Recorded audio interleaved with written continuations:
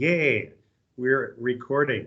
So I will call this meeting of the Community Resources and Tourism Committee to order. I apologize for being remote, but I was in the Twin Cities shooting a pile of shoes and I haven't left the shoot location. So if you like shoes, we were shooting lots of shoes today. So kind of to get started, we'll, we have, looks like we have Mr. Quinn joining us after all. Yeah, sorry. That's all right. I'm remote as well, so Okay. it definitely will work. So let me go back to my agenda. Looks like we have, for the roll call, looks like we have everybody here. Next, approval of the minutes. If everybody's gotten a chance to review the minutes from last month's meeting, can I have a motion to approve those minutes? I so move, Mr. Chairman. Supervisor Bjork has made a motion. Second from anybody? I'll second. We have a second. Are there any comments or changes to those minutes? If not, all those in favor signify by saying aye. Aye. Aye. Aye. And none opposed. And so that passes. Let's have to keep switching back and forth between windows here. Public comment. Do we have anybody in attendance that would like to speak before the committee? Beyond the regular cast and crew of that attends? No. Melissa, do we have any public comments submitted via email? No, I have not received anything. Okay, so we will move on to the next item on the agenda, which is hearing from our fabulous extension members. So we will first move on to Kristen with the Area Extension Director report. Thank you. Thank you. So I have a couple of things. First of all, the 2024 contract has been signed. So it's we pushed that forward. That's been signed and all executed, emailed to Chris. So we are all set. Thank you again for your support for 2024. It looks like everything that we discussed and asked for was pushed forward. So much appreciated as we go into 2024. We had 2 hires that one started and one will start on Monday in the area. So we have a new 4-H educator in Chippewa County, and we have a new health and well-being educator in Eau Claire County. And so, as you know, part of our new model and practices are that a lot of the programming will go between counties. So we're really excited about the health and well-being educator position. Its focuses on behavioral health. And so in that program area, so it's a position we have not had up to this point in the area. So we're really excited to see, and Margot comes to us from the public health sector, and she's had a lot of experience in coalitions and working with some pretty significant community issues. So we're really excited to have Margot join us. And Jordan Blue will be joining us on Monday, his first day as a 4-H educator. And as you know, our 4-H programs do a lot of work across counties. So we're really excited to bring him onto the team. We're hoping that, someone can, pare down Zach a little bit, and it's a heavy lift, but no. Very excited to have Zach and Rachel and Jordan now working together as we move forward with a fully staffed area. So we're pretty excited about that. The last is I wanted to just give you an update on discussions that we're having currently with the dairy breakfast and just our roles and responsibilities around that. There's a lot of responsibilities that we have with the dairy breakfast that really doesn't align with with our department in Dunn County or within, it's not our program. And so Melissa and I will be having a conversation with Dave Pellet tomorrow, just to start to talk about how to offload some of those responsibilities and move that more towards an educational relationship. Of course, Lissa, being our dairy educator, has been really helpful in bringing Allison Dairyland. She's done the application as well as the potato growers Spudmobile request forward. And so she's been working with them, and that's more in line with the role that we should be playing with the dairy breakfast, that educational role, and helping them out in that sense. So we'll be having a conversation to start to think about how we can move some of those responsibilities away from extension.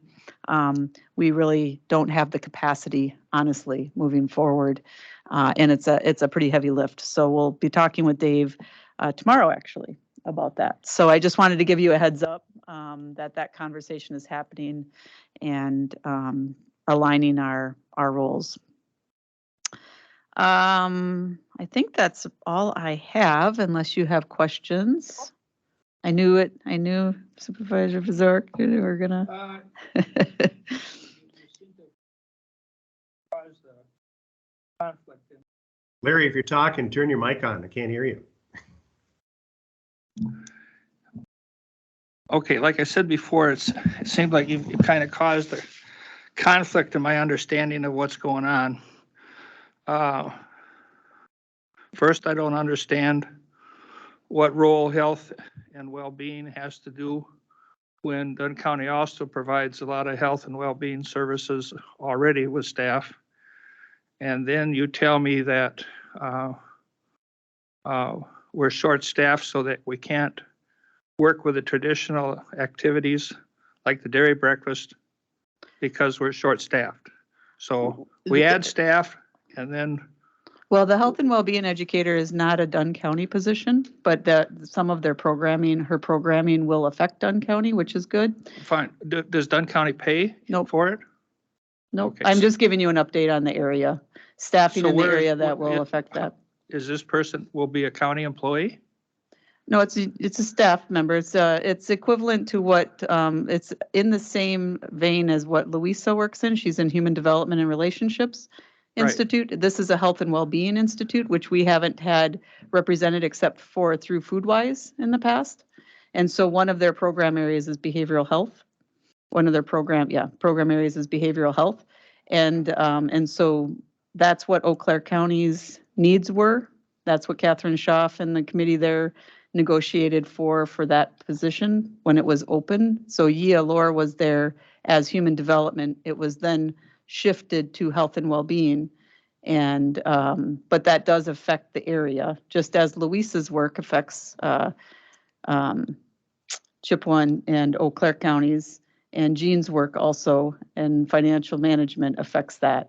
But the cost share, the co-funded position actually lies with the contract with Eau Claire County. Louisa's contract lands here in Dunn County. And it aligns better. You know, Louisa's work aligns with the needs of Dunn County. So when a neighbor of mine, when I'm going around doing nomination papers, and they say, what's new in extension? And I say, oh, by the way, we've got a health and well-being person now that's operating in the area.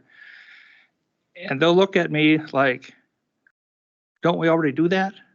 I mean, where does the money come for something that we haven't done in the past when we are restricting positions to do jobs that we already have? We're saying, I just think that it's an overlap. I mean, tell me where it's not an overlap. Well, Supervisor Bajork, if there isn't the need for it, some of the programming that Margot will be offering in Eau Claire County, any constituent across the 3 counties would be able to participate in. So if she's doing a Taking Care of You program, for instance, then participants from Dunn County would be able to go to that program.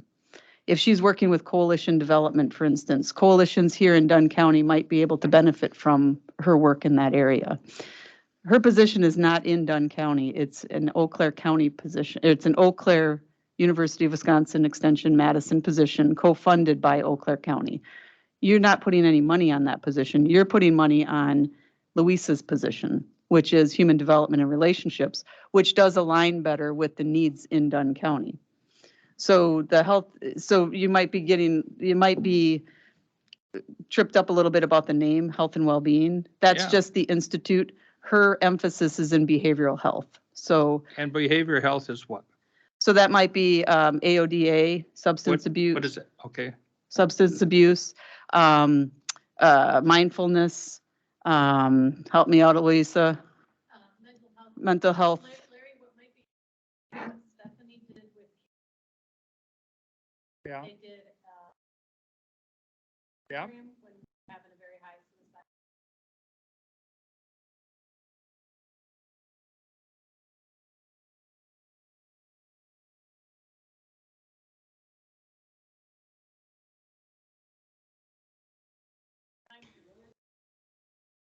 If Louisa is giving a long discussion about what that entails, Tom and I cannot hear it. I'm sorry.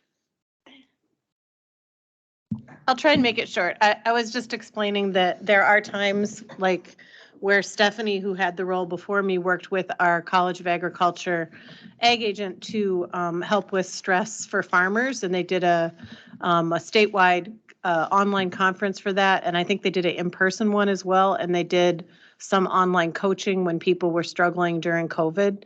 So health and well-being, that institute does a lot with mental health, with wellness, as you said, with drug, alcohol addictions and things like that. Whereas I'm more in the parenting and family relationships and trying to make sure that our families have resources like childcare and housing and things like that. So basically getting at where I'm hearing Supervisor Bjork headed is that his concern, from what I don't want to put any words in your mouth, Larry, is that he's seeing the duplication of services between what he's perceiving, that there's a duplication of services between what the county already offers and what that position may offer. But you're saying, kind of, Kristen, you're saying two different things. One, it's not a Dunn County position anyway, because Eau Claire County is partially funding that because there's a greater need for that in Eau Claire County. And despite that fact, that there isn't a duplication of services. And part of also what Larry's talking about is that the dairy breakfast has kind of been something that has fallen under the extension in the past, and it doesn't fit as well in the direction that extension has been going now, which is why you're looking at having it not be under so much extension involvement. Did I interpret all of that? Sort of. Let me just a point of clarification. Okay. So the dairy breakfast is not has not traditionally been an extension program. It's been a committee of people who have put on a dairy breakfast, and we've been involved in that. It's not Okay. saying that we aren't going to continue to be involved in, but just as in our relationships with other partners that we have to align what our roles and responsibilities are with, with what we do with our partners. And we're going to continue that. Lissa has been a consultant with them, and we'll continue that through that educator piece. But, a lot of what we've been doing for the dairy breakfast has been very administrative, and that doesn't fall in our role or responsibilities. Talking with Dave, he understands that there's been a lot of volunteer work that Michelle has done in the past, and she's going to continue that. And that's where that would fall more so, would be volunteer work, rather than that's the duties of somebody that works for and is paid for by, by extension or the county. And so we're just aligning that. We're looking at ways to make sure that we are serving our partners in a way, that are in an equitable way across all of our programs. Gotcha. Well, that makes sense. Mm-hmm. Larry, did that I- address no, some of the things that you had some issues with? I'm not happy with the direction at all. Maybe I'm just old, But And we're not, I've also been to meetings where information is given out, education is being done, and University Extension partners with what's going on. Other people do the stuff, but they might have to print a brochure, or they might have to Mhm. notify people of it and things like that. and we're not saying we're what- not going, And what bothers me the most about eliminating these positions where University Extension people work with the community as a whole, not just community in crisis, is that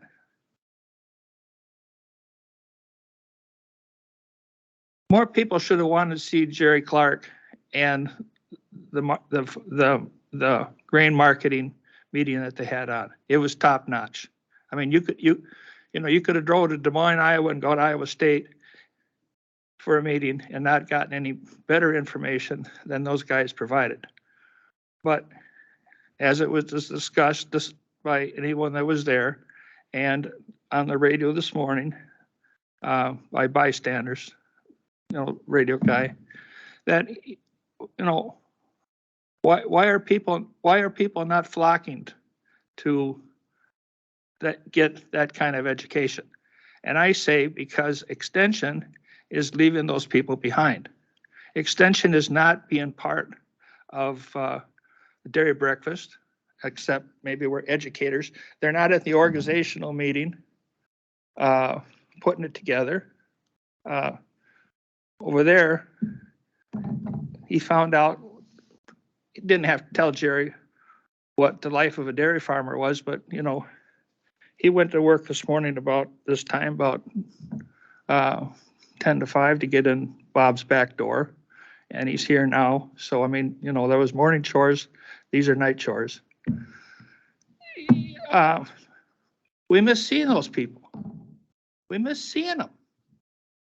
And when you say we're only interested in classroom education, it really burns me. It rubs me the wrong way. And I sat on Health and Human Services for 2 terms. And what you're talking about with this new position that Dunn County doesn't have to pay for, but somebody pays for it, a taxpayer pays for it, is programmed there already by somebody. Because I think people that have, well, it's, I'm proud of the fact that I lived through a stress period like that. And so, it's there. But I mean, I didn't have any trouble finding people to talk to. And so, okay, well, more touchy-feely and less all hands on deck, as far as I'm concerned. so Okay. just to respond to that, Supervisor Zons, we're not pulling out of the programming. You're still going, so what I'm talking about is the technical assistance that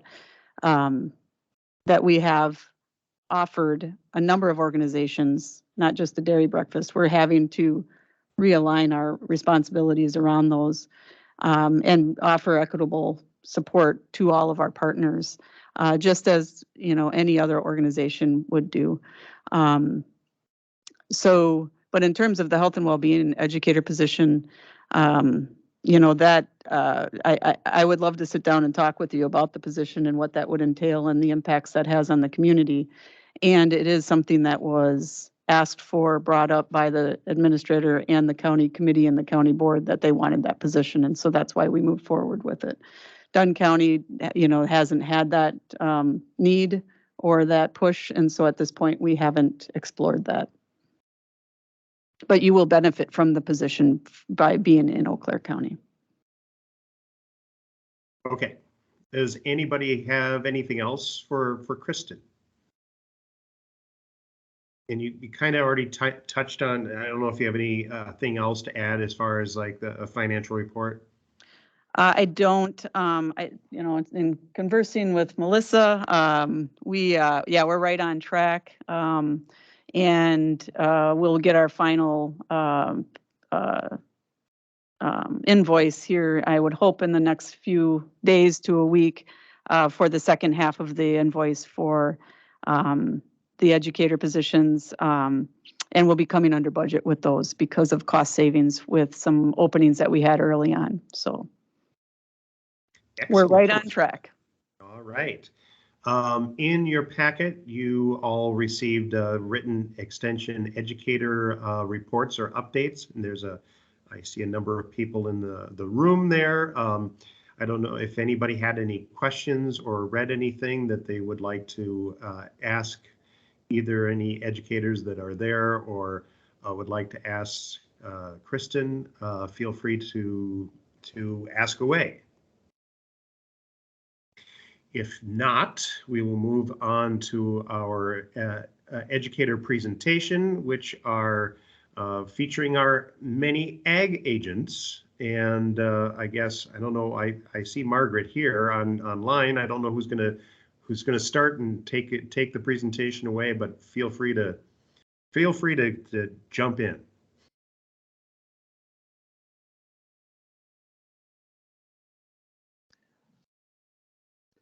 Thank you, Supervisor Zahn. Is that coming through okay? Yes, it is. Right.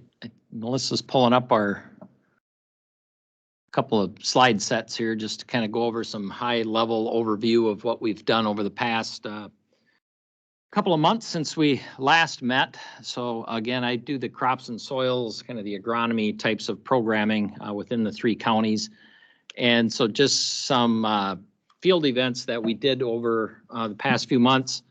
On the left at the Red Cedar Demonstration Farm, the picture on the left, we had kind of a technology and crop production type of program where we brought in a couple of, you could see a UAV, an unmanned aerial vehicle. A lot of people call them drones, but technically we want to call them unmanned aerial vehicles. But that one was just kind of look at different ways, some of crop management, either from scouting or maybe an application of some type of crop protection type of product.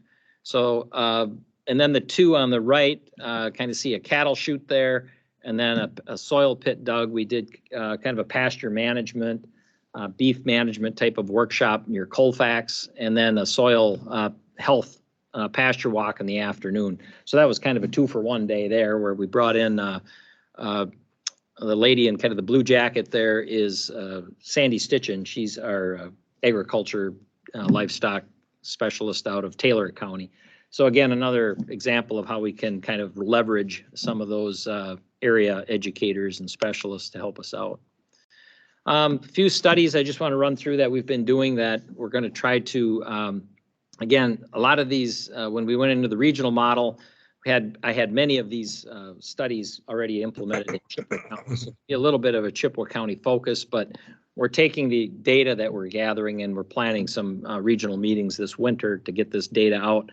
And as we look forward, how can we implement some of these things, directly here in Dunn County? But with this alfalfa interseeding study, it was, can we interseed alfalfa into corn silage, get a year's jump on the alfalfa seeding? And does that have an effect on the corn silage or the alfalfa the next year? So we can go into a lot of alfalfa physiology, but basically you don't get nearly the yield. You plant it in the spring and then you only get a couple cuttings the next year. So can we interseed it a year ahead with the corn silage, and then we can get the corn silage yield, and then the alfalfa's already got that jump on the production for the next year. So some of the things that we saw, apologize the way this got formatted a little bit, but the corn silage yields, you can see there's a little difference. The conventional means we didn't put the alfalfa interseed again. The interseeding, we saw a little reduction, again, competition with the corn silage. But this picture was taken October 17th, and the alfalfa covered, over 70% of the landscape. So kind of acts as a cover crop in a way, but also you've got the production that we're going to see what did it yield, next year compared to a direct seeded field. And so just to the left there, we're actually going to seed the same variety next year just as a direct seeding like would be kind of a conventional application. So we're going to measure alfalfa yield this next year and see if this is a system that actually works. And you know, personally, and just anecdotally, I think this one, you know, we had a dry year, but it still looks pretty good. So we're going to kind of measure what's happening from that standpoint. A project that we've done for several years is a nitrogen management to corn type of project. And this one, we're looking at, this was the third year of irrigation data and looking at different rates of nitrogen. So that's kind of that left-hand column, different pounds per acre. So anywhere from 0 to up to 200 pounds at different rates, different timings. And what we're measuring is soil nitrate along with the yield. So can we fine tune, or what's our UW recommendations? Are they really working in northwestern Wisconsin? So this is one that, you know, the 0 you could see still had pretty good yields of over 220 bushel. But then if you look at 200 pounds, 244, but are you really getting, you know, that 20 bushel difference for 200 extra pounds of nitrogen? Is there really an economic benefit to that? Running the numbers, no, there's not. It kind of falls in that 80 to 120 range where the economics spell out. So from also an environmental and an economic standpoint, can we dial some of these rates back and kind of fine tune where that nitrate should be? So this is one that we're going to parlay the research into some more projects, and I'll talk about those right at the end here. So that's one that we've been working on over the last few years, and I think I'm stuck on my slide. Okay. So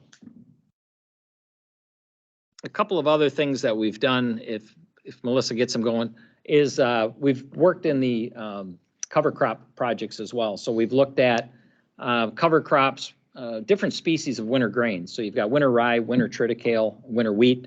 So we've tried to, we put some strips in. It's not a non-farm research where it's replicated, but we looked at different types of winter cereal grains, and is there an effect on water infiltration, nitrate, scavenging, as well as affecting the corn yield that following year. So we've got some pretty cool pictures if you could see them, but the data, we're still working kind of through that data. Was there an effect? And also NRCS was part of it, where they took some, they looked at water infiltration. So they hooked up this very elaborate water infiltration system and took some measurements. And that's going into a national database where we can actually see if the soil types that we used had this project on, what was the infiltration and some of those nitrate types of issues. The other two I'll just kind of briefly wrap up with is malting barley. So that's one where, you know, can we get a third small grain or another crop into a corn soybean system? And with the craft brewing industry, there is a demand out there for high quality, locally grown barley. And so we've worked with winter barley and spring barley, and we've done some management with that. So yeah, this is the winter grain cover crop study. Again, you can kind of see some differences out there, especially at the top picture on the right. You can kind of see some different patches out there. So it does look different. And what we're trying to measure now is there a yield difference. So that picture on the bottom is that intricate water quality or water testing system. So if you go to the next one, Melissa. So this is our malting barley data. We looked at varieties, also fertility trials. So this is the spring trial. And the fertility, we thought we'd see some differences. Statistically, there really wasn't, looking at kind of a potassium and sulfur types of study. But the barley yield on the side was with the variety. You can definitely see that one on the bottom left didn't perform nearly as well as some of those that the bar is further right. So by testing some of these varieties, if the farmer is interested in it, we have some data that says, yeah, these perform a little bit better. I try the next one. Okay, hops, we did a liming study here in Elk Mound. So that one is one where we've kind of looked at different rates of liming materials, different types of materials, to see if we can change the pH in some of these soils a little quicker and help, again, a specific industry on the hop side of things. And so if you've ever seen, I think I'm going to skip this. There's a video there. If you've ever seen a hop machine run, I don't know if it'll play, but it's a little bit, I don't know, Melissa, it's like 30 seconds. I don't know if you want to play it or not. I could talk through it, but there should be a little video. If it's not there, let's not worry about it. But that's the little machine they have here. It's a portable machine the farmer in Elk Mound has that we can run the hops through. And we found some differences in the different liming material. We're hoping to run this study again next year. 2 years of data is always stronger than one. Again, wrap up with industrial hemp. Ran a pretty extensive program this year. We still have some dollars. We got a Sustainable Ag Research Education Fund grant that we've got a few dollars left. We may run it again next year. It's a lot of work, so it depends if we can get an intern to help me out again next year. But again, you can kind of see for fiber, we're really looking at the fiber side. This isn't the essential oil side of things. We also took grain samples too. So for the grain, squeezing the grain for the oil, or using it for soaps and those kind of things. So not the essential oil CBD, trend. This is more looking at specifically on the fiber. So we evaluated 8 for fiber, and then I think we had 11 different varieties for grain that if you're interested in that kind of data. But we'll continue to work on some of these specialty crops as well. I'm just going to finish up with some upcoming programs. The Farm Pulse crop insurance and grain marketing program, we had the kickoff last week. We got these programs coming up as kind of the hybrid part of the Canvas course. So it's a virtual course tied in with some in-person meetings. Those will all be here in Menominee. I think probably this room or one of these rooms down here. Next one next door.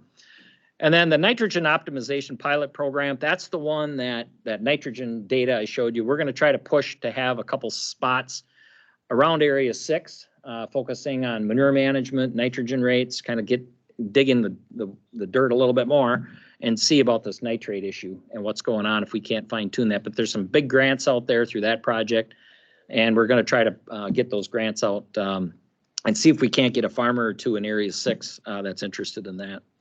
Pesticide applicator training, again, we're usually doing that this time of year. Planning for the Red Cedar demonstration farm this next year. So working with Chase Cummings and that group to try to see, are there some on-farm research projects we can do there or some demonstrations.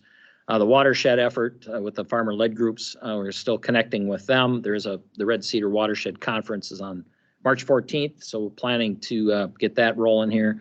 And then the Forage Council seminar will be coming up. Not sure where we're going to host that yet. But then the Focus on Forage webinar series, that's a virtual series that we always do. And then our Extension in the Valley newsletter that we always put out. So a number of things, a lot of these research projects will be getting the final reports out. And so you should see something a little more comprehensive than what we're just kind of running through today.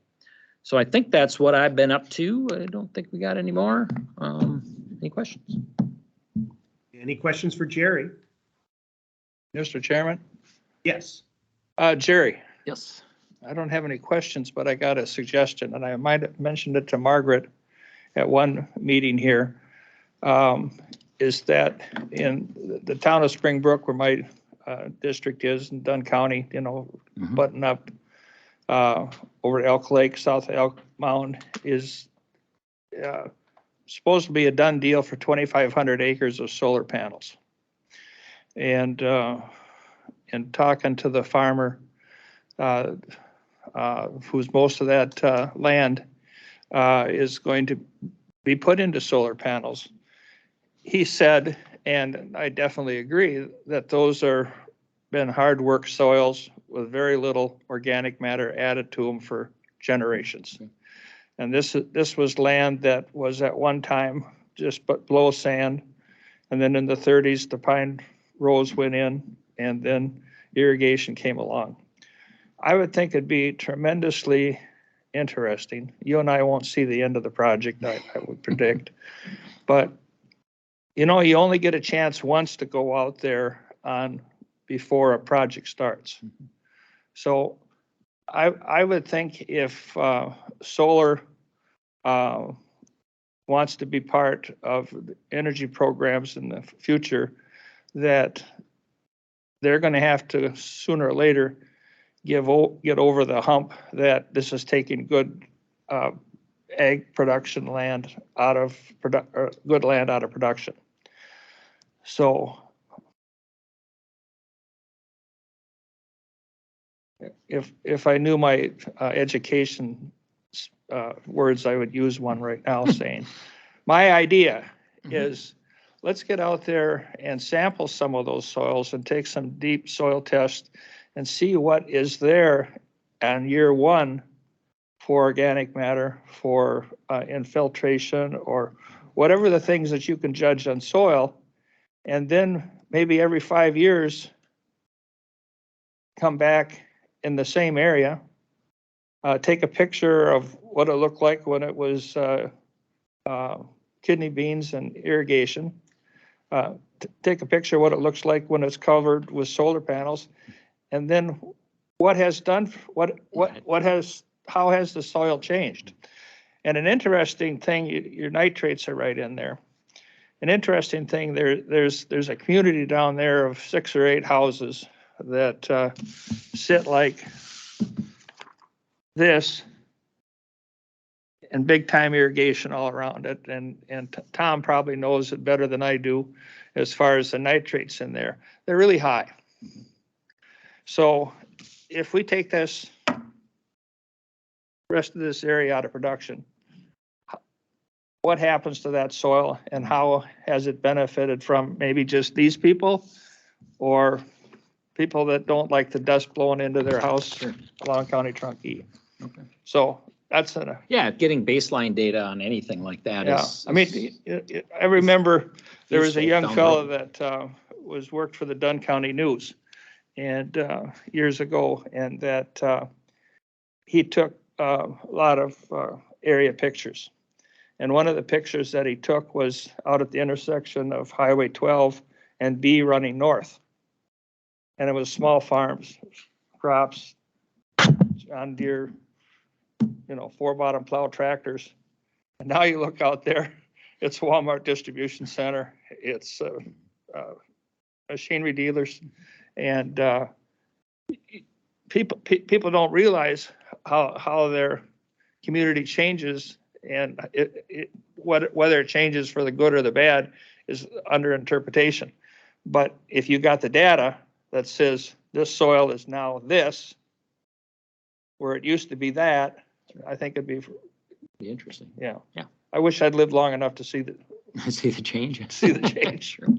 So my 2 cents. All right. No, thank you. We call it the Clark Springbrook Survey. All right. Well. Oh, Clark Seafield Springbrook Survey. Any other questions for Jerry? If not, are we hearing from any other ag educators? I see it said educators plural on the on our agenda. Yes, so you will also be hearing from me, Lissa Seafelt, the dairy educator. Excellent. Okay, so Melissa, I'm gonna see if I can make this work. Okay, excellent. Yep, there's a little bit of weird formatting on some of these. So this slide may look somewhat familiar from earlier, the last time that we had kind of come together and talked in person. And really what I wanted to kind of mention here is that as I've had conversations with farmers and agri-service providers, have really been honing in on more of a kind of a focus for the area. And so going to be kind of dropping out some of the extra different topics that were up here and not focusing necessarily on repro, but really starting to focus in more on a kind of a nutrition base, kind of the intersection of herd health and nutrition and how they play together. So that's where my programming is heading that direction.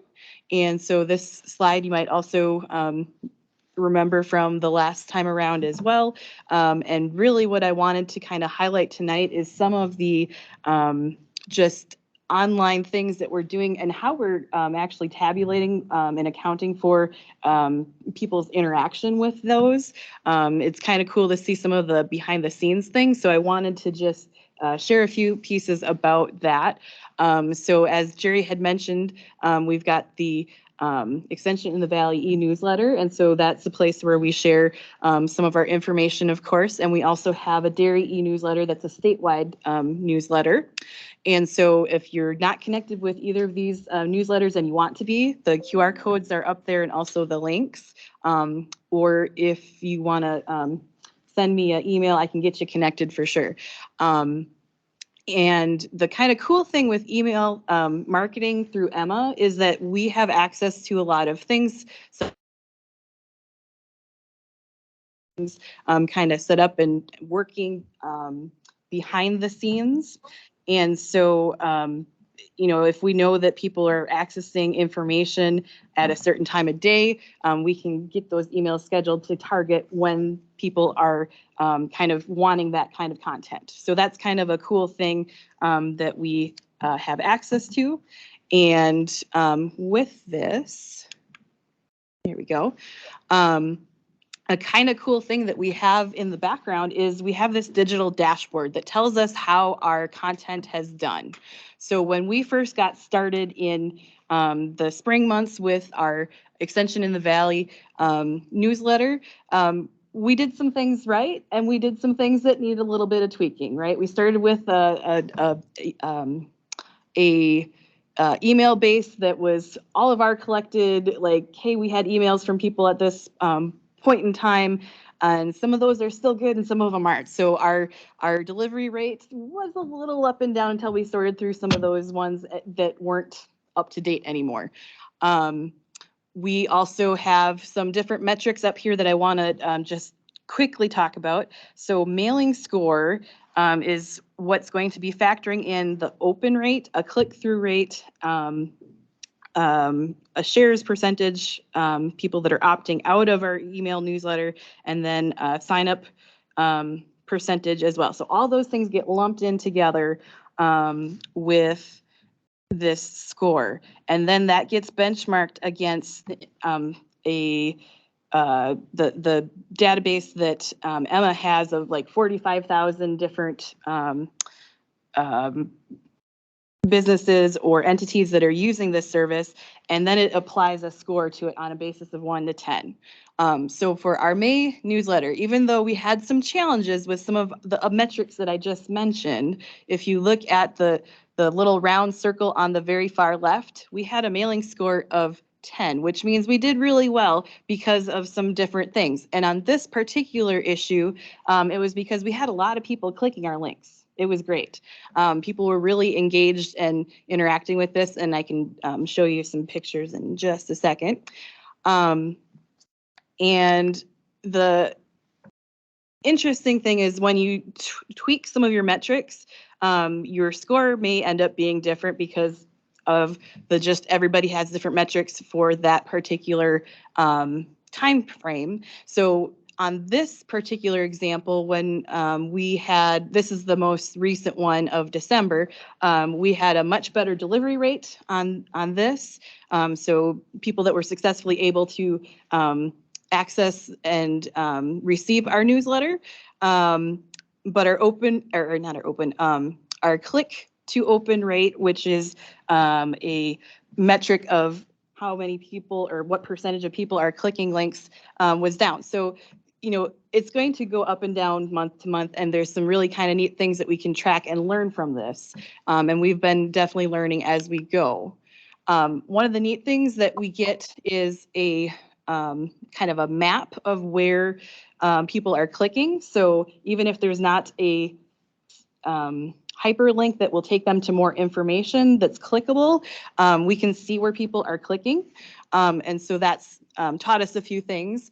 On this particular graphic, this one I want to just briefly chat the click to open rate. Again, that's where they're clicking open that link. And that's something that is very helpful for us to kind of track.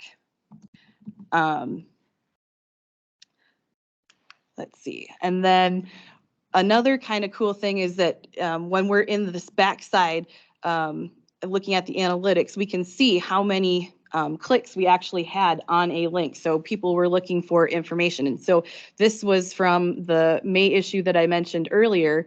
And we had some good timing on an article that was timely for people, so they are interested and engaged with it. Spring green up, don't let grazing get ahead of you. And so that particular link where people wanted to access more information and read the rest of that article, we could kind of see that and know that that was timely and interesting, engaging for folks. Likewise, there was also some other content in that May issue, the estimating the value of manure. Again, really engaging for folks. And so so was the custom rate guide. And I believe there was some equip things in here. So lots of things that people were engaging with. So it was really good on that front, and we got to see that. The other kind of cool thing that we have in Emma on the backside is what's called the trending content. Tells us where we have really good newsletter content, which ones were performing the best. So the two that we came up with for our time frame from when we started to now was our May one that I've been pulling some pieces out of, where we had this really great click to open rate, people really engaging with those links and wanting to read more. And then also our June edition that had some really good open rates of people that were opening the actual email, because as we know, we get inundated with a lot of email. So it's great when we have some of those really good open values. And 35% might not seem like it's a high value, but it's a pretty good value. And we're really lucky in education that people tend to be a lot more engaged with our content. So we have some really good values there, which is great. Things that we've learned. Like I mentioned, we can see where people are clicking, and we very quickly learned that we need to hyperlink pictures because the internet has trained our brains to try to access things that way. So we get more engagement when we have those linked. Likewise, buttons are going to be more engaging than just a text hyperlink. And making sure that things are paired well on here so that when you click on the picture or the continue reading about, calf care or whatever the topic is, those are the things that help set us up for success for the future. And then I would also like to talk about a few other things that we do. So we do a lot of writing for the media. And so that tends to be something that, starts out in a physical form. And then we'll migrate to an online digital form. And so it's a really great foundational place for us to be, because we get a nice reach with that. And it's not just media, but there are certainly good applications where we get our content also up on websites, which I'll mention in just a minute. But I just wanted to also briefly highlight that this particular article was written for Wisconsin Agriculturist, and I'd asked the editor, hey, how much reach did this have? It got published in November, and we ended up getting online views from that particular article, 1,266 views in just a short time frame. And she said that our article then getting out in that physical form to people ended up being about 25,000 people that would be reading that particular publication. So that's really great for us to get some extra visibility. Likewise, doing videos in YouTube is another great platform for us, and we can get metrics there. We can get views, we can get view times and things like that. So that's something that we're still learning and working towards doing better. We've learned that when we do shorter video clips, we tend to get more engagement. It's just easier for people to access. So we've been learning as we go, and that's certainly something that's still a work in progress. And then we have our Dairy Topic Hub website. I'm going to give everybody a rack card that's here that can get you connected to our website.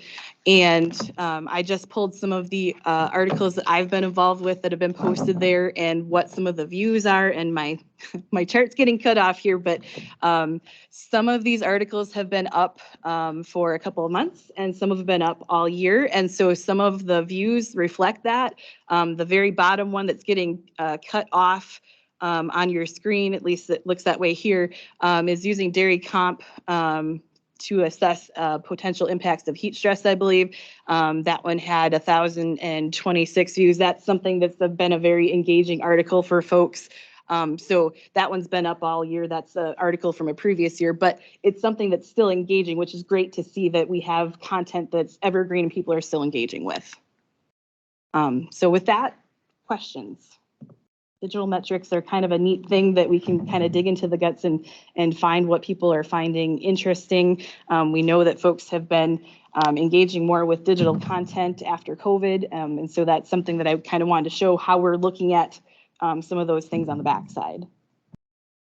Any questions for Lissa?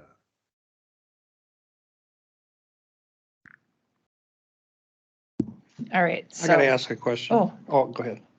this is not important at all, but deciding when a dairy cow will have or start its second career, is that a euphemism for slaughter?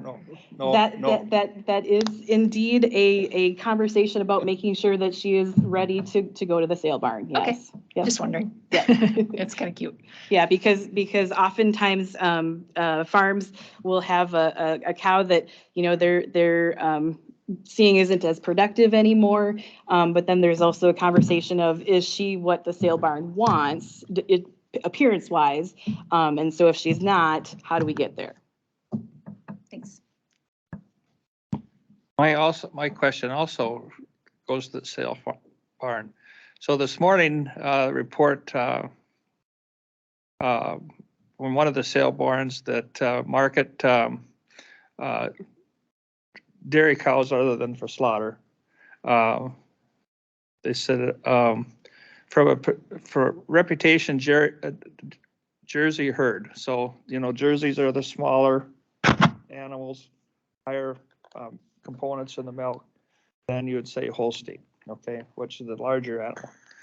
So they were advertising a group of Jersey cross, which would be Jersey cows, the small component cows, high components, the milk, protein, butter, fat. Average was producing 102 pounds of milk a day. And a good cow, if she's making 60 or 70 pounds of milk a day, you got a real gem. So get back to profitability. It would be interesting to know that smaller dairy cow, obviously into the West, those commercial herds are all Jerseys. It'd be interesting to know that crossbred Jersey Holstein cow, what her does she produce at 102 pounds of milk with less input than the Holstein? Right. You know. Yeah, because we know that, you know, 60-ish% of our costs of making milk comes from our feed, right? So feed efficiency is going to be an important part of that profitability part, for sure. But does the cow, what's her maintenance draw on that feed? Right, right. I just thought it was incredibly interesting. I've never heard I never heard those kind of numbers You before. reported that number this morning. Yeah, Yeah. I never heard that kind of number before. So somebody's really knows how to do something right. And you could have bought one today. Or when is the sale? I don't know.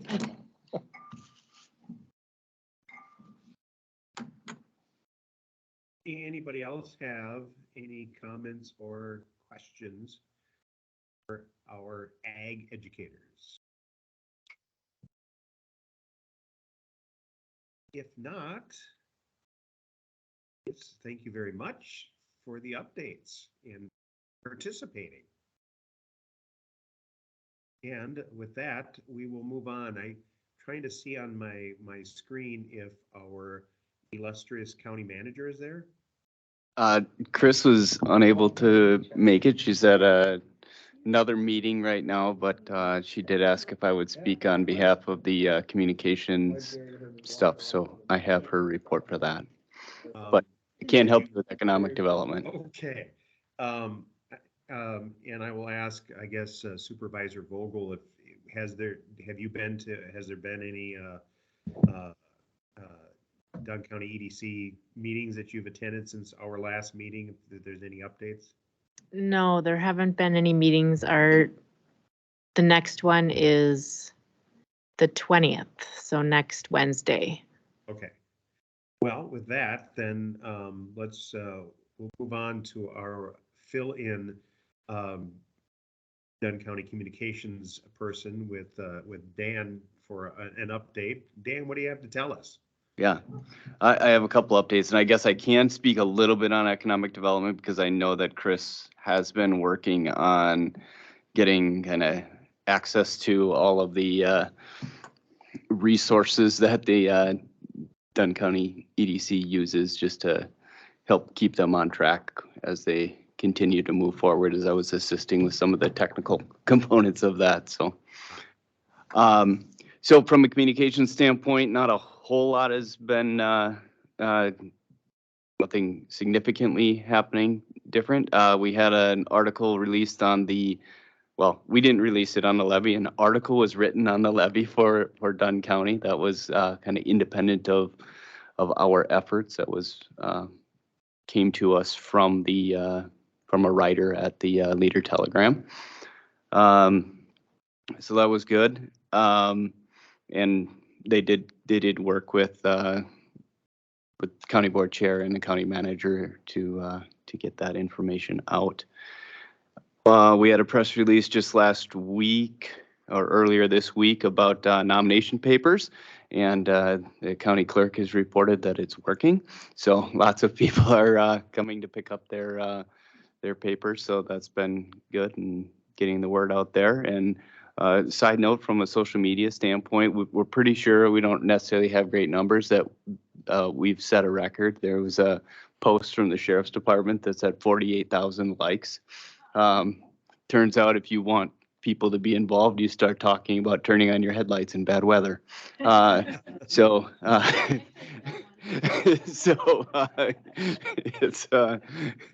it's got quite the following. But yeah, no, we've never come anywhere near those types of numbers. So it's internationally famous. There you go. Maybe a video is in order for the next thing. I don't think you want to go any further on that one. Yeah. Turns out everybody's lights are a little bit different. So, but yes, yeah, so that's about all we have from the communication standpoint. Still working on future articles as we move forward. And if you have anything, please share. Yeah, any comments or questions for Dan before we move on?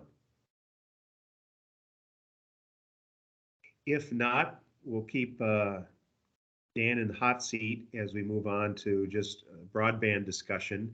And I guess, well, Dan will just kind of toss to you to kind of give an update on where things are, and like either as far as like the grant process, and then of course the task force. I'll share an anecdote that I'm seeing. The new fiber optics going in all around Tainter Lake right now. Looks like they're trying to get all that done before the ground gets too frozen to put that the fiber optic in. So that's kind of exciting to see.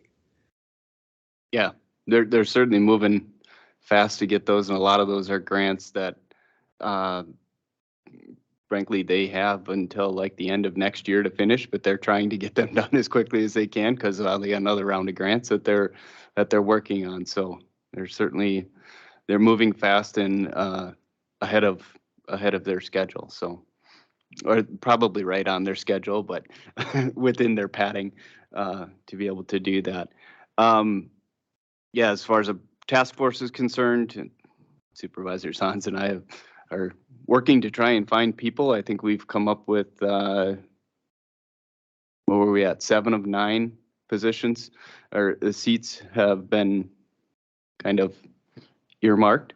So we're working on getting that, and I think we're going to just have to start moving forward with the numbers that we have. And what are the two categories that we're still hoping to fill? I know one is with a healthcare representative. The other one's at large. So, okay. Yep. So only one of them that is kind of a specific area. Okay. And yeah, and then as far as grants are concerned, there's I think I reported the last time that we had 5 applications in the last grant round. That's in the hands of the Public Service Commission right now. They did have a comment notice for comments that came out. I've seen no comments related to the projects in Dunn County, which is typically a good thing. Most of the comments are people opposed. So that's moving forward. We'll see how those go. Those decisions won't come until I believe March is when that information is going to come out. The